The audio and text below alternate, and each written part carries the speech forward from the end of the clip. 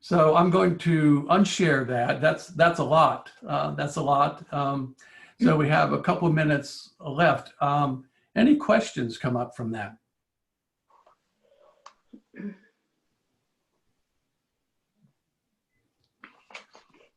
No. Yes. Ed, I have a question. Yes, Dennis. Could you explain the difference between centering prayer and contemplative prayer? Great question. Yeah, Joe, do you want to handle that one? Sure. Yeah, Yeah. because that's a question that I had for a long time, and I finally figured it out. And contemplative prayer is the end result. Centering prayer is a practice in preparation for the gift of God that we call contemplative prayer. Contemplative prayer is the perfection of union here on earth with God, basically, and it is a gift that God gives to some people in life.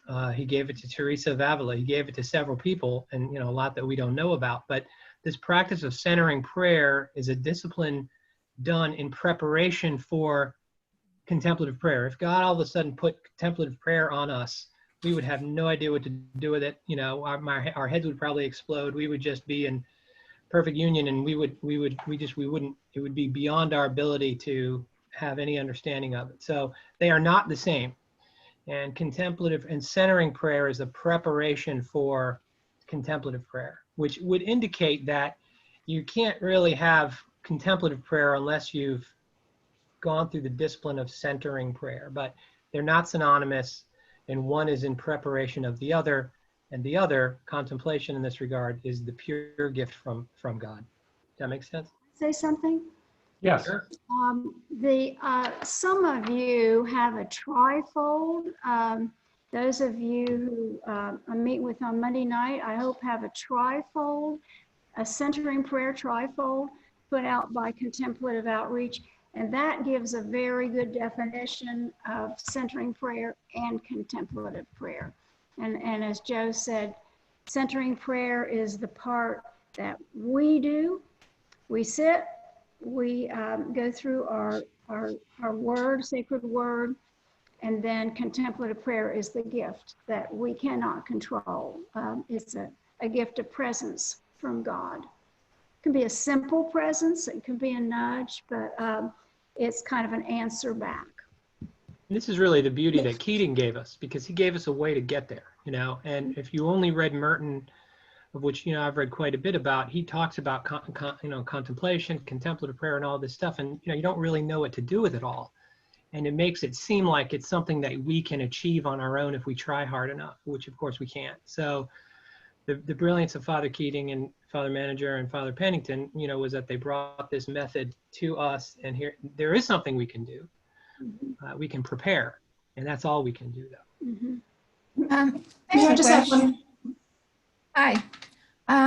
When you talk about the types of prayers and related them to levels of intimacy with people, Yes. I don't see myself more than at the vocal prayer level. I don't see myself more than at the beginning. And I don't know how good it is for me to be in a group that is so far ahead in terms of relationship, or how do I make the steps to get there? That's the thing. Good question. That's why you're here today. That's Yeah, exactly what this workshop is for. Right. They're going to teach you how to do those steps today, And if you want to learn. Please Could I don't just- assume that Yeah. any one of us are any further ahead than you are, because we're all on this journey together, man. And we go back and forth. Father Manager mentioned this the other day. Sometimes, we go back and forth, we make progress, we kind of slide back. But what the beauty of this practice is, you don't need to worry about that. It's about consent. Okay. We're going to talk about consent in a minute. And it's Okay. about doing the discipline, and you will find this transformational process can happen in your life. Yeah. Can I just say one thing too, in addition to what Joe and Nancy have said about the distinction between contemplative prayer and centering prayer, is that words are always going to be limited, and they point to things.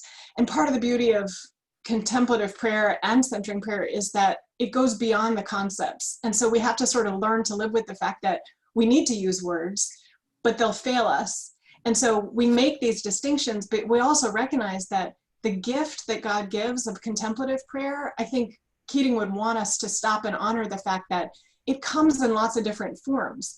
And yes, most of us won't have the kind of gift that Teresa of Avila had, but that doesn't mean we're not receiving the gift of contemplative prayer. And so to have just sort of a broad, open definition of just like intimacy. Intimacy comes in lots of different forms, and my experience of it is going to be different than someone else's experience of it. But God's faithful, and he gives us the gift of contemplative prayer in lots of different ways in our lives. And this is one method to prepare ourselves for it. It's not the only method. It's not a guarantee, but it's a method that lots of us find very helpful to prepare to receive God's many gifts. Yeah. Good. We're so glad that you're here. And one of the things that's so important about, I think, the spiritual life is that God loves every single one of us unreservedly, no matter where we are on our walk, no matter what we know, no matter what our practices are. His divinity is within us, and he embraces that. And so comparing ourselves to other people can be. No, I'm not comparing myself to Yeah. you guys. What I'm comparing is the level of intimacy that I don't think I have reached. Well, And got it. And, even the friendship. So what does that mean in terms of mhm. how do I overcome all the other steps to get there? Practice. Practice. Practice. Okay. Yes. And that's Yeah. that's why spiritual practices are called spiritual practices. Yeah. Okay. Okay, Joe, Yeah. wonderful questions. I'm glad we had time to break and hear that. That was a lot of beautiful dialogue. Thank you, Joe. You want to do? Yeah. I guess, okay, so that was our break. So maybe next time we can take an actual 2 minutes and let everybody, if they need to go and use the facilities. All right. Let me see here.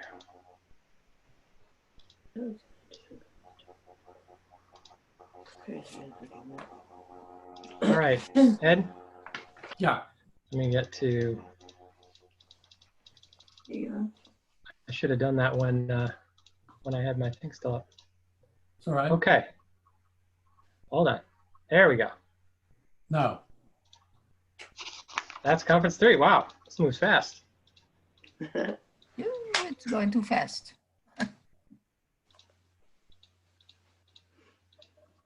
Here. Sorry, man. Hold on. Let me just get it to the. Which slide is it, Ed? It was 13? Keep going down to Jesus's face. There we go. Yes. Thank Okay. you. Excellent. Okay, so what Ed did very well is kind of give us a good overview of what we're doing here a little bit. And now we're going to get into a little bit more of the specifics of the prayer and the method. And so this one is called, this conference is the Method of Centering Prayer, the Prayer of Consent.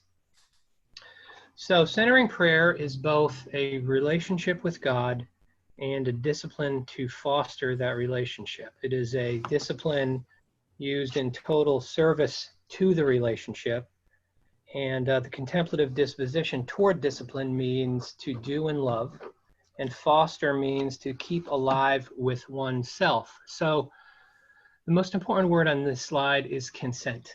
And so if we take away anything from today, really, it's that this is about consenting to the presence of God in our life. This is not about achieving anything, about judging our success based on how long we can go between thoughts creeping into our head. None of that. Father Keating loved to say famously that when somebody asked him, I have to go back to my sacred word constantly, and his reaction was, congratulations. Think of how many times you've had the opportunity in this regard now to honor God. Yeah. And so this is about sitting in consent with God, and we have a way to help achieve it. So there are guidelines. So 4 guidelines. I'm going to read these. These are very important, and these are something that we should refer to in our practice as we go from time to time. It's always a good idea to pull out the guidelines and to read them as part of our sits. Some people do that as part of their tradition to sit every time. But it's good to not let too much time go by before you refresh your memory on these. So let me read them. So the guidelines are: 1, choose a sacred word as the symbol of your intention to consent to God's presence and action within. 2, sitting comfortably with your eyes closed, settle briefly and silently introduce the sacred word as the symbol of your consent to God's presence and action within. 3, when engaged with your thoughts, return ever so gently to the sacred word. And 4, at the end of the prayer period, remain in silence with your eyes closed for a couple of minutes. We'll go through them individually here. Guideline 1, choose a sacred word as the symbol of your intention to consent to God's presence and action within. The sacred word, it's an important decision to make, because the sacred word is sacred not because of its inherent meaning, but because of the meaning we give it as the expression of our intention to consent. That's really all we can do. We can have an intention on our heart to consent to God's will. Consent is the heart and soul of centering prayer. For this reason, centering prayer, as we mentioned before, may also be called the prayer of consent. I was watching a very interesting thing, and I finally think I sent to you, Nancy, of Keating and Menninger and Pennington discussing the origins of this, and they were talking about how they came up with the name centering prayer, and prayer of consent was one of the names that they literally debated back and forth. So we're not fooling around when we say that that's an important part of this. God's presence is the divine life within us, and it affirms our basic core of goodness. It's God's unconditional love. God's action is the grace of the transformation process. An analogy that we like to use as it relates to the word is like an engagement ring. It's a promise that says, I will consent. And the sacred word is simply it's a symbol of that consent that we have.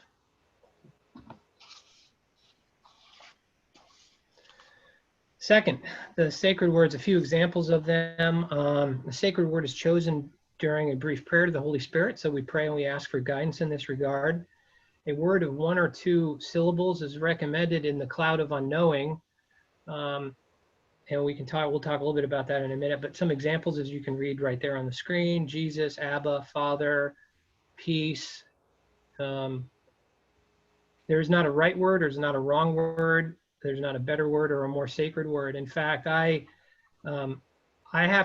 use one of the words that I have used, and I've changed it a few times, is Adonai.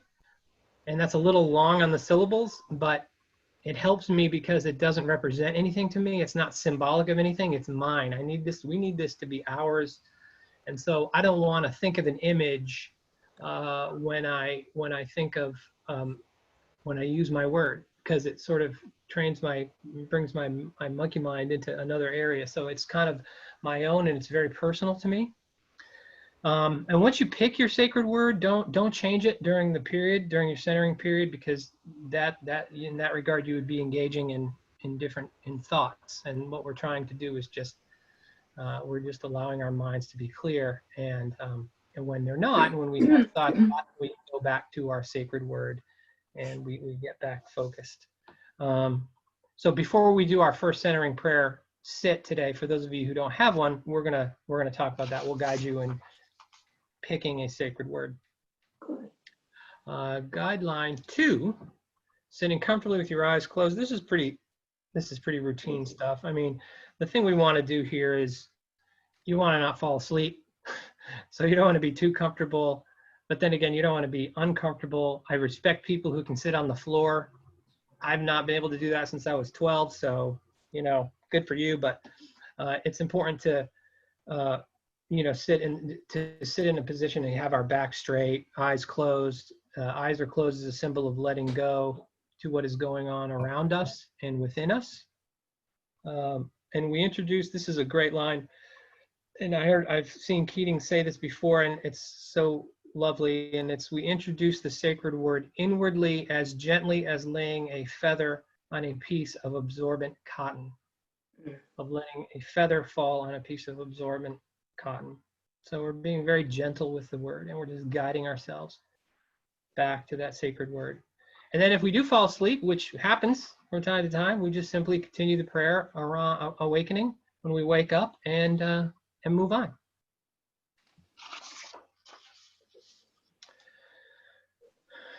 Guideline 3, when engaged in your thoughts, return ever so gently to your sacred word. So thoughts is really an umbrella term for, you know, every perception, body sensation, image, memory, plan. I mean, I will sit there and think, oh my gosh, did I leave the stove on? You know, what time is that meeting today? And you just can't help that. And you can't help that. But you find with the discipline of the practice that you will get much better at it. And I promise you, if I can make any progress on that, you can too. Thoughts are inevitable, integral, and a normal part of centering prayer. So please do not judge your progress by how little thoughts you have. It will find it happening. I say it's kind of like taking an antibiotic. It's like a good drug, right?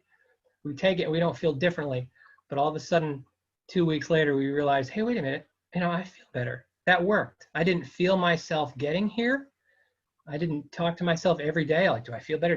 Because there was no measurable change, but one day I just do. And that's kind of what this is too. During the time of centering prayer, the sacred word may become vague, or it may even disappear.